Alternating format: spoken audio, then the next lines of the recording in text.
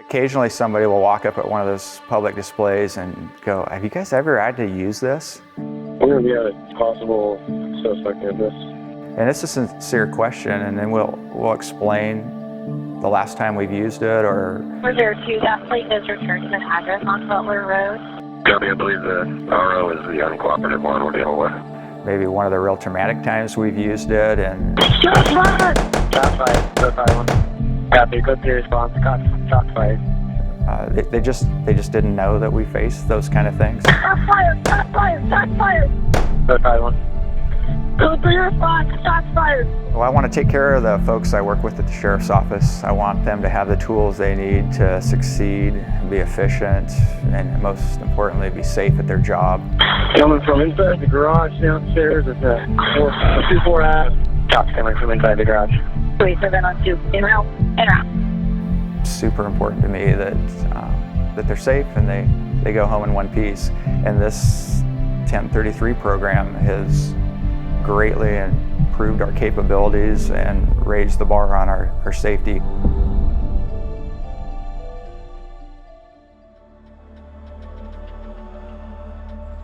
Myself and another deputy were dispatched to a call of a dispute in rural Lane County for a dispute between a male and another male who was a construction worker. And the foreman told us that a gentleman drove out of a address that he believed he lived at, drove down to them and told him that if they didn't stop, that he was going to come back and shoot him.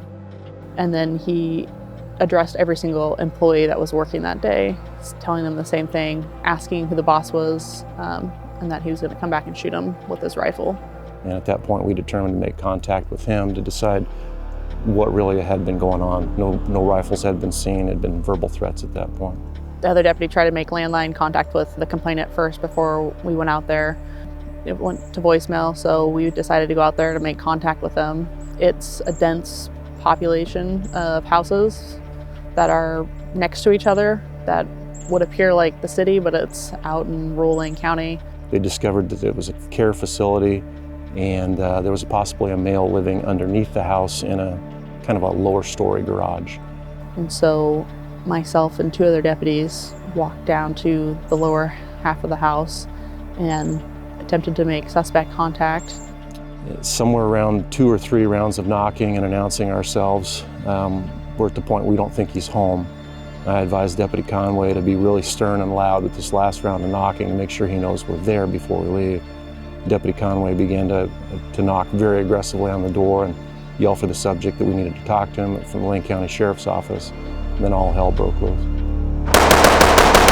I heard what I yelled in the radio to be 25 to 40 rounds from a major capacity rifle coming through the walls. We didn't know where it was coming from. I spun, there was nowhere to go. But it was extremely close and sounded like it was coming from inside the garage. Behind Deputy Conway was a sheer drop-off facing the door that the rounds were coming out. You could hear them impacting with trees around us.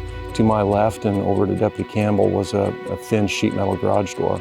Myself and 2 other coworkers took off running. There's just nowhere to be with rifle rounds coming out.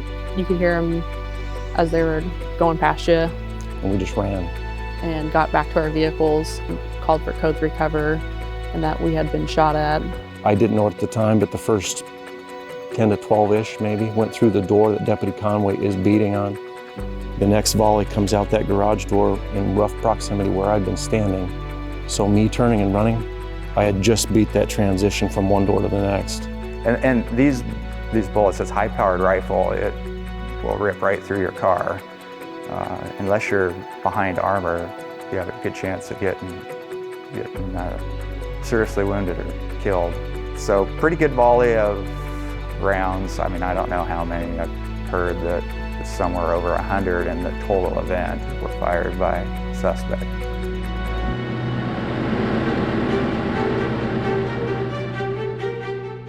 The first driving piece of armor, it went down that driveway to the lower garage so we could get something very close, a piece of armor that's designed to absorb gunfire, and that's what we needed, and the ability to loud hail on an overhead speaker.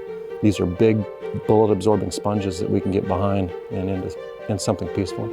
And the second piece of armor arrived, that's the Rook. It's track-driven, and I could hear it coming down the streets. the doorway right up in front of me, you can see holes start poking through. And so I realized at that point that we're taking rounds and he's shooting at us again. You just continually hear gunfire, and then every little bit you'll hear things hitting and pounding off the rook and the armor and stuff. So these vehicles do a lot of different stuff for us.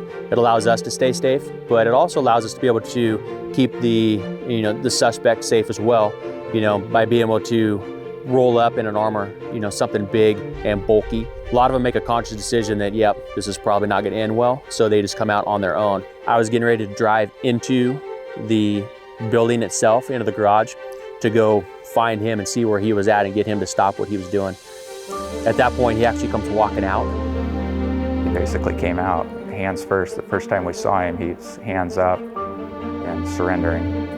The goal of any incident like this is to apprehend a subject uninjured, to take the deputies home uninjured, and to resolve it peacefully. What we saw here was the absolute best use of armor. The 1033 surplus program makes equipment that the military no longer needs available to us at no cost at the sheriff's office. The equipment is typically really expensive. The handheld thermal imagers that we have riding around with patrol and some of the night vision devices, these devices start at $10,000 or $15,000 often. The vehicles start at $500,000. We just wouldn't have that equipment. And those resources are critical to our well-being. I truly believe that. And I can't help but think that they've saved some lives along the way, our access to this equipment. He walked out uninjured. Absolutely nobody, suspect, first driving deputies, or late arriving armor, nobody was struck with gunfire. It's a blessing. Some people see these rigs and they're like, wow, what's that for? Well, it's truly a life-saving tool. It's a barrier from bullets that allows us to work other tools to resolve situations. We don't bring them out all the time. They're not out on every single call. We don't run around and patrol with them and stuff. They just come out on certain circumstances when we feel we need that added level of security. Standing in that driveway from me to you with a gunfire from an SKS, which is an old Soviet battle rifle that would probably go right through my armor that I wear. I wished I'd had a piece of armor right there with me. Wouldn't have had to run so fast.